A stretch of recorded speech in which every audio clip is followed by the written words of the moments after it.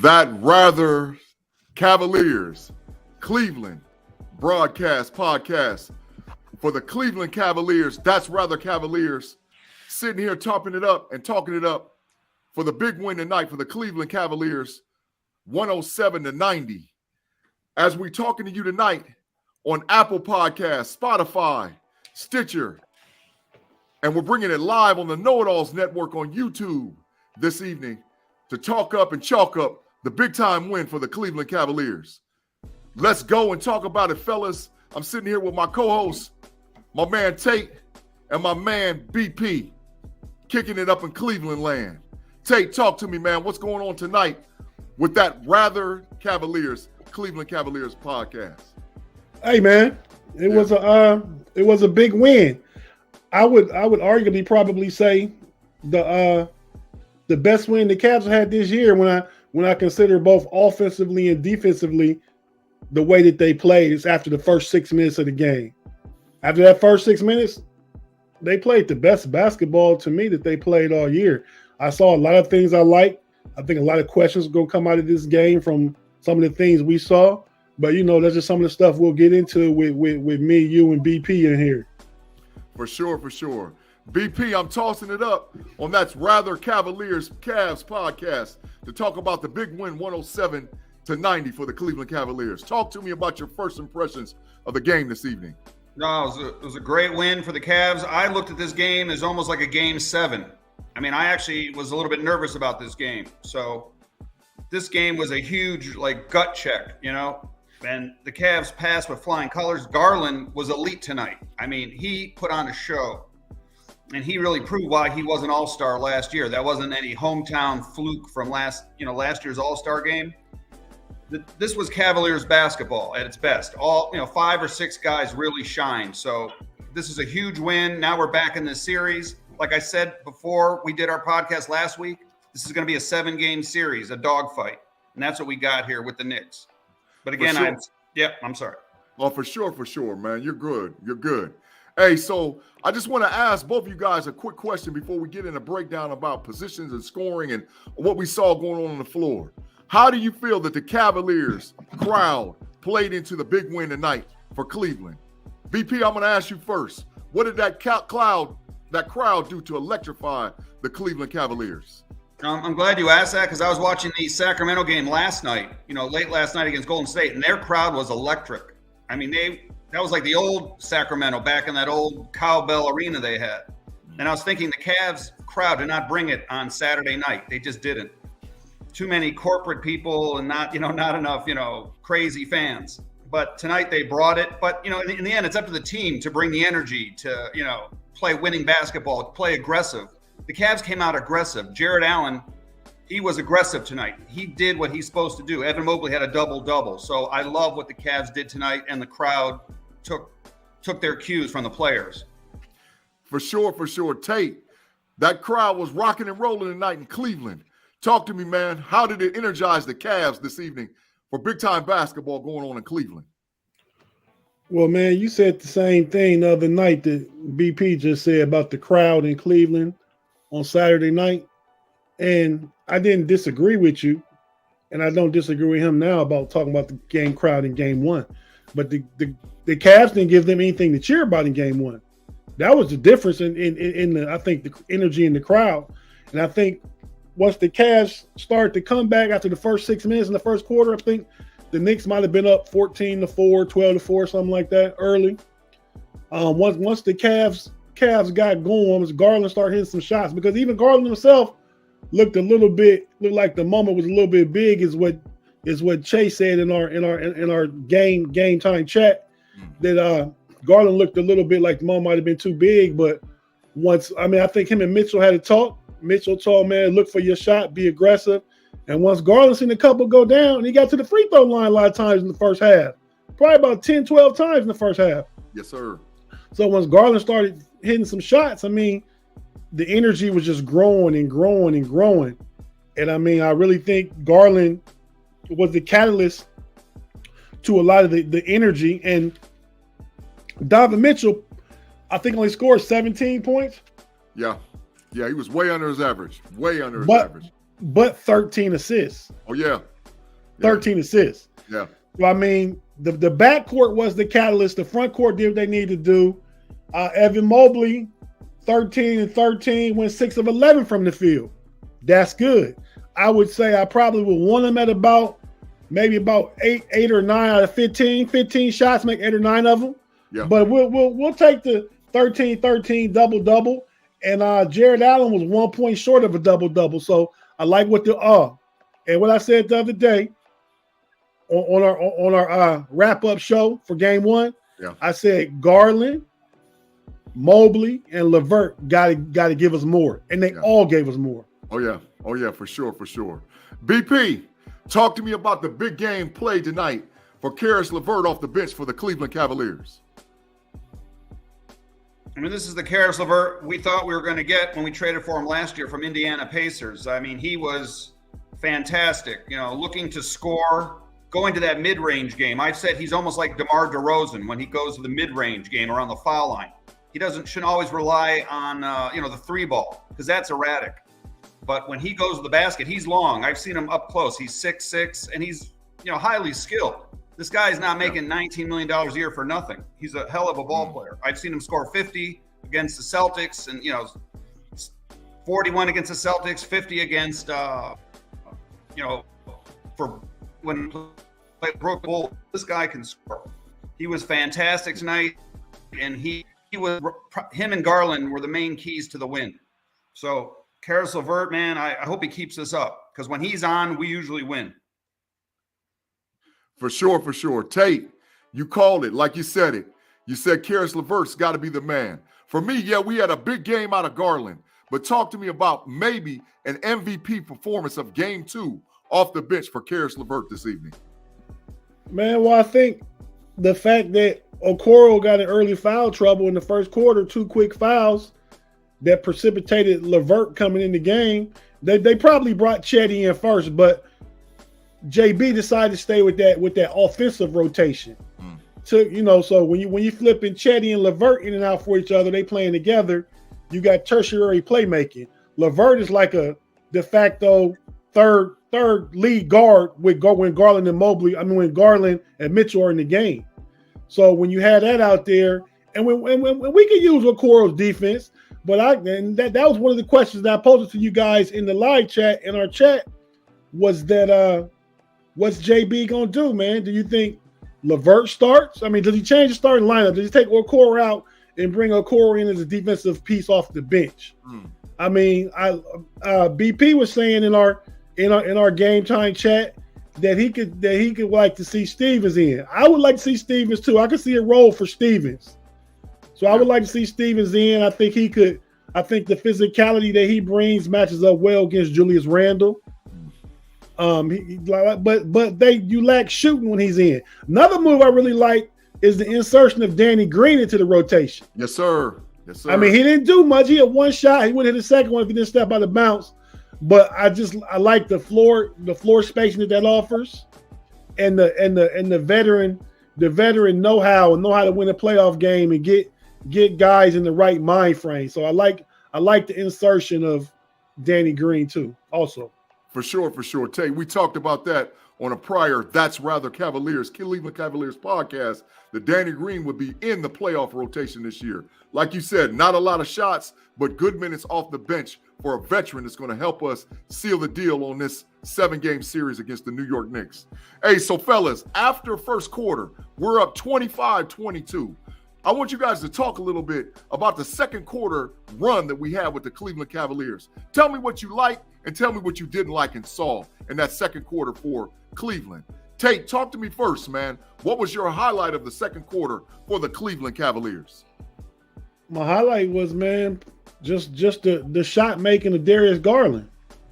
I mean, that's what blew it open. I mean, when we all know Darius Garland is a great 3-point shooter. I mean, he just had to seek his shot. There were no bad shots for him tonight. If he missed a shot or it seemed like ill-advised shot, he was just heat checking. There's nothing wrong with heat checking when you're going like Darius Garland was going tonight.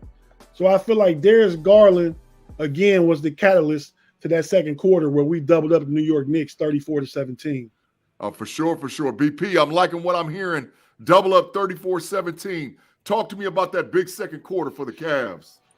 I took some notes, and I actually mentioned that Julius Randle and R.J. Barrett were way off in the second quarter. So that really helped the Cavs.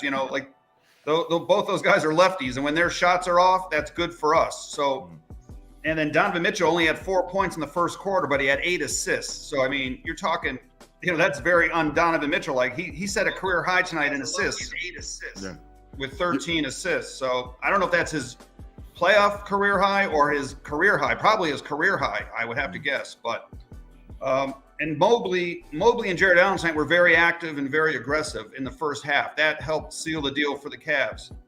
So Jared Allen, he was getting keeping balls alive on the offensive glass. And, he had a bunch of blocked shots. And I think Mobley he was erratic in the beginning. I was concerned about Mobley to start the game. He had some kind of crazy looking hook shots and, runners that looked a little awkward, but then he settled in. So tonight's game was extremely encouraging because Garland played well, Mobley played well, and LeVert played well. So you had 3 guys perform well tonight that did not perform well on Saturday. I'm feeling it and I'm digging it. Hey, fellas, if you guys are watching us on YouTube, we're going to take a quick pause and quick commercial break for that Cleveland Cavaliers podcast as we go live. So give us 10 seconds as we step back and pay some bills. Here we go for the commercial break.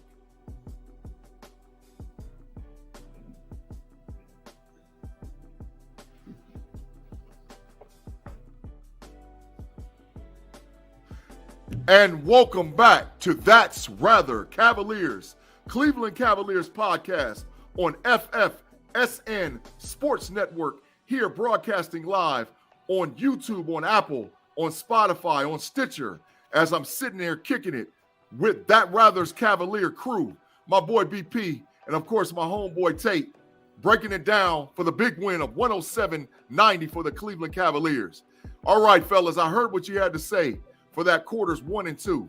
Talk to me about the stretch out and stretching the lead in quarters 3 and 4. Tate, holla at me. Quarter 3, how do we break those Knicks down and get the victory this evening? I took some notes also, like BP said he got, man. A few things I liked in the third quarter. I liked, if you guys remember the possession where Julius Randle was trying to play bully ball in the paint and pushing. He was down low and had the ball on the block. And everybody, the bigs were on him, Mobley and Allen. The guards dug down, Garland and Mitchell, and they end up causing a turnover. So that was a possession I liked because that just showed the energy and the scrap that the Cavs were playing with in that third quarter. Sometimes you have a big lead like that, you come out in the third quarter and kind of be lackadaisical and let the lead get away. Yeah. And they let it get down as low as 16, but it never got much lower than that. I like the fact that JB decided to start LeVert over Okoro. I like LeVert in the starting lineup in the third quarter. So obviously, I think I probably like him starting the starting lineup in game three. Excuse me. Yeah. I already said I like Green in the rotation. And the fact that we held New York to 60 points through 3 quarters. That's a winning formula right there. That defense is a winning formula. And for sure.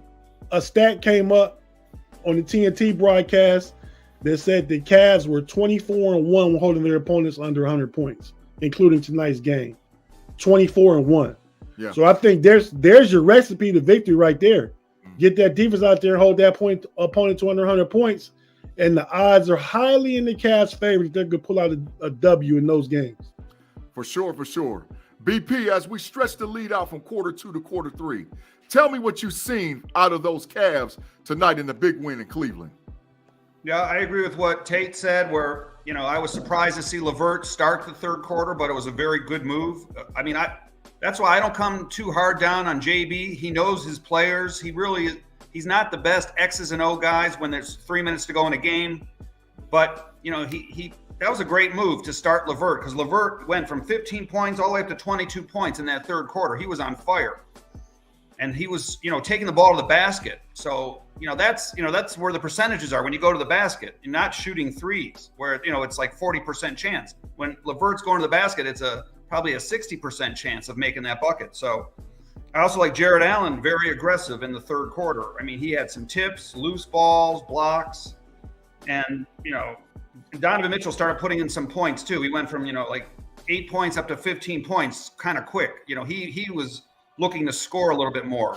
So he wanted to get in on the action. But, it was a ballsy move to sort of bench Okoro, who's started most of the games this year. And we all know that Okoro, he doesn't do well when he comes off the bench. So it's almost like they're writing him off.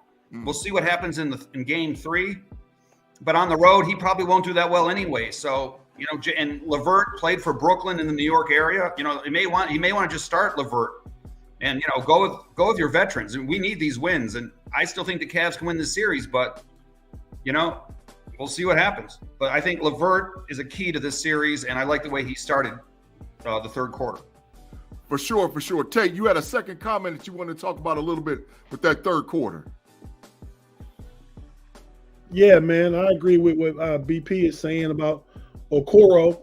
But I think my personal opinion is JB can use him as a chess piece, as a defensive chess piece. It saves fouls. He won't get fouls because he'll be in at critical times, which is critical defensive time. You get LeVert on the floor with that tertiary playmaking, an extra playmaker, and scoring, and some shooting. LeVert doesn't want to shoot the three. He shoots the three because he's open. Yeah. So when he goes to the hole, it makes the defense come up to the line or drop off, and then he gets open three. Two of the plays that I would be remiss not to mention in the game that I thought were incredible plays and made the crowd get into it even more were two plays that weren't even buckets. Yeah. Was the missed dunk attempt by Darius Garland and Donovan Mitchell. Yeah. They both went to the hole with reckless abandon, and that's the kind of energy you want to see him play with, and those are the kind of things the crowd feeds off of. I think Evan Mobley probably got about 5 dunks, and Jared Allen probably got about 3 dunks. Yeah. So it really was a great effort and a great game by the Cavs tonight. We just got to kind of bottle that sauce and bring it back and bring it out on the next game 3. For sure. There was some posters trying to be made in the NBA up in the LAND for the Cleveland Cavaliers on the game tonight, a 107-90 win. Hey, fellas, as we switch up and we get to the end, we're going to that fourth quarter. There was some shenanigans that went on in that fourth quarter, especially down the end with my man Julius Randle. But I just want you guys to give me a little breakdown of what you saw in the fourth quarter and then what we need to do to carry on and carry this energy over to New York and the Garden going forward with the Cleveland Cavaliers. BP, talk to me. What's going on with the Cavs in the fourth and carrying the energy to Madison Square Garden? I mean, the Cavs, we've seen the Cavs actually lose some big leads this year. So, luckily they sealed the deal. They stayed aggressive. Garland stayed aggressive on the offensive end. And again, the big guys, they were making their putbacks, their dunks, the short little, drop step baskets. And, I just think the Cavs stayed. They kept their foot on the gas, and they, sort of took this one to victory. But I want to mention one thing. I said in our preview show back on Thursday night, usually the team that shoots better wins the game. Well, the Cavs tonight shot 49% from the field, and then the Knicks shot like 35% from the field, and the Cavs shot 14 out of 33 on threes for 42%. That to me, and I've said before on our Thursday preview show, when we make 12 threes, we usually win the game, and that was true again tonight. The other night, we only made 10 threes, and we lost the game. So that 12 made threes is a magic number. So keep your eye on that going forward in the series, because that loosens up the defense. When guys are making threes, then it opens it up for the big guys. And, for Mobley, Allen, and even guys like Karis LeVert on his slashes to the basket. For sure. Tate, 3 is the magic number, but the fourth quarter was the magic win tonight for the Cleveland Cavaliers. Talk to me, man, about what you saw in the fourth for the Cavs' big win this evening against the New York Knicks. Well, piggybacking off what BP just said about the Cavs shooting 42% from 3, Chetty Osman was 1 of 7. So take Chetty off, they probably shooting almost 50%, if not better. That's a great point. But Chetty missed some shots. I think there were shots he had to take and some he needs to make. Yeah. But Chetty has 6 boards and played with outstanding hustle. So just kind of like Russell Westbrook the other night in the Clippers game against the Phoenix Suns, where he was a catalyst of winning, even though he was 3 of 19 from the field, he still made basketball game-winning plays. And that's kind of like Chetty was a factor in tonight's win, even though he didn't shoot well. Yeah, definitely aggressive defense for sure, Tate. I think the little scuffle buffle between Randall and Allen. Yeah. I mean, Allen was just not giving up no easy basket. I don't think it was a flagrant foul. He was clearly going for the ball. I mean, if the Knicks want to complain, let us have it. When you guys up by 20, well then don't try and go to the hole and get a quick basket. We gonna defend that. Yeah. So I wasn't mad at Jared Allen. I really think it's much to do about nothing. But I mean, Darius Garland got hit several times. The kid from the Knicks got hit in the mouth, had a bloody mouth. I mean, it's just the physicality of this game. This series has been the most physical of all the series I've watched thus far. I've watched probably 8 series going on. I've probably watched 5 or 6 of them, and this one thus far has been the most physical. For sure. Bodies flying all over the place in Cleveland. BP, talk to me, man. With that fourth quarter stretch and going down, the little scuffle that we saw at the end between Julius Randle and my man Jared Allen for the Cavs win this evening. I didn't think it was that big of a deal, but Julius Randle is sort of like a Draymond Green type of guy, but he's more skilled than Draymond, but he is an irritant in my book. And he, I mean, Jared Allen's the nicest guy in the world. So that guy is a super nice guy. He's not a dirty player at all. And so it's much ado about nothing.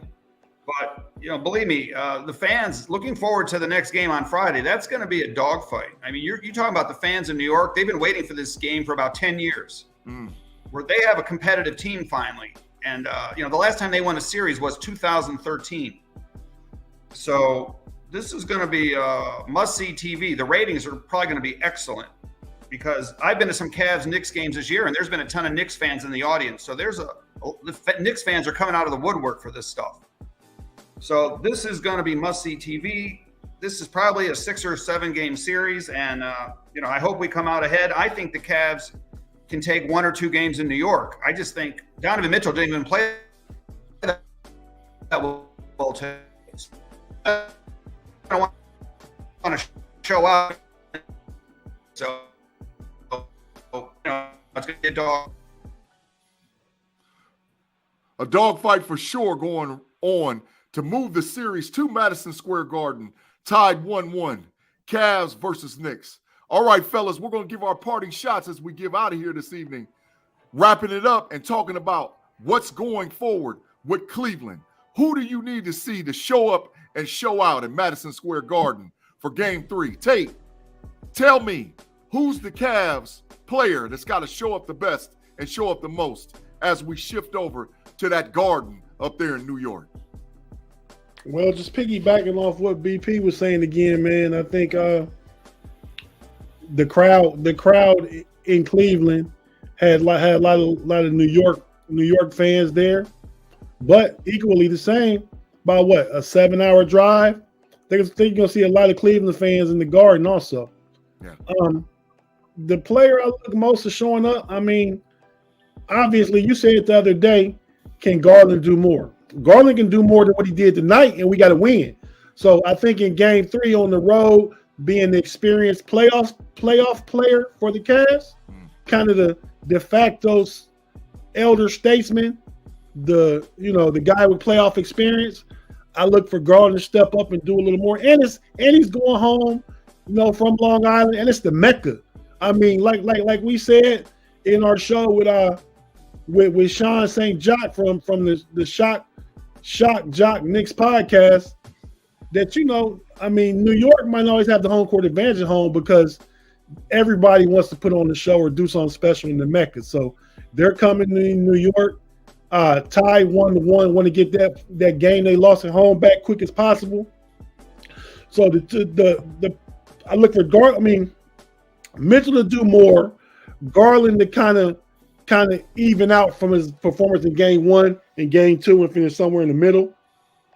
And Levert to give us more of the same. Maybe not 24 points, but if he gives us 16, 18, and that third playmaker on the court, and the bigs just do what bigs do, just rebound, play defense, block shots, you'll get your buckets off drive and kicks. Yeah. So an offensive rebounds, your ability to hustle. Yeah. So I like where the Cavs is going. I hope to see Levert in the starting lineup, get it going early and often, and then you had that 3-guard rotation where you with Levert, Mitchell, and Garland, and you have 2 of them in at all times, and you just sub one out for somebody else, maybe Okoro, maybe Chetty, and you go like that. I think that's the way the Cavs can control the game. For sure. BP, big-time players make big-time plays in big-time games. What do you see moving forward as our Cavs move to the Mecca, Madison Square Garden, and work to get this win in Game 3? I think a lot of pressure will be on Evan Mobley, and also he's a second-year player. He still hasn't grown into probably his final body type. So he has been guarding Randall. So I think if Mobley, I think I can pretty much count on Donovan Mitchell to do well, Garland to do pretty well. Levert's going to get his, but Mobley to me is a key X factor. And then also, I've said before the series started, RJ Barrett was an X factor, and I agree with all of you guys on the Thursday show. Tate mentioned that as well. So far, he hasn't shot well, and I'm not a big fan of RJ Barrett. So as long as he continues not to shoot well, basically that gives the Knicks only 2 scores, starting scores. So I like our chances. Emmanuel quickly has not gotten off in this series. He can be pretty good. Obviously he's a solid, 6 man off the bench. So, Obi Toppin tonight was terrible. Yeah. Terrible. So, he made a lot of stupid mistakes, air balls, whatever. So, Hey, man, just to chime in, BP, because you brought it up. Brunson, Barrett, and Randall shot a combined 17 of 50 from the field. So yeah, we'll take that. That's about 33%, about 30%, 33%. Yeah. And that like in the beginning of the game, when I see Randall missing long shots, I see, Jalen Brunson missing long shots, that bodes well for us. That's almost like a victory. That's something to keep your eye on, how the game starts. Last Saturday night, the Knicks were ahead of us the whole game. We were down by 10, 12 points the entire game. Tonight, Right. We flipped the script on them. And that's, again, there's going to be pressure on the Knicks also to perform. And I'm hoping the Knicks sort of play like the Knicks have played in their last 10 years, underachieve and all that stuff. There's going to be pressure on them too. The crowd could turn on them also at Madison Square Garden. I've seen that happen. So, hey, it's going to be fantastic. And look forward to a Cavs win, hopefully on Friday night. For sure, for sure. All right, fellas. Once again, big win tonight for the Cleveland Cavaliers. 107-90 versus the New York Knicks. Hey, thanks for checking us out on the FFSN Sports Network for That's Rather Cavaliers, Cleveland Cavaliers podcast. As I take it home and close this out, we're talking about watching us on Apple, Spotify, Stitcher, YouTube, and all the other places that you can check our podcast out. Listening to us on those platforms. For sure, for sure. So you can listen and or watch That's Rather Cavaliers on all the podcasts. Watch on the YouTube Know It All's channel. For sure, for sure. You can also check us out, as stated, on the Know It All's podcast moving forward. As for me, Big G, my boy Tate, and BP, we're closing it out. Let's go Cavs. Let's go Cavs. Let's go Cavs.